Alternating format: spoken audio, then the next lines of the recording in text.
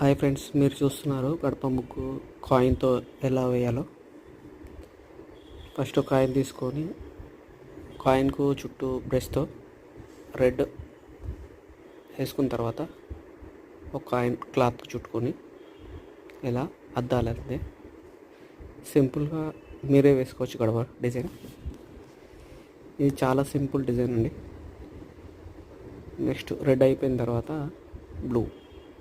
Blue కూడా అలానే same white మధ్యలో మిడిల్గా వైట్ వేసుకొని చుట్టూ బ్లూ పెట్టేసుకొని ఇట్లా అద్దాలి అంతే సింపుల్గా.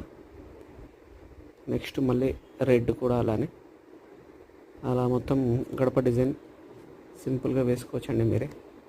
Okay, bye.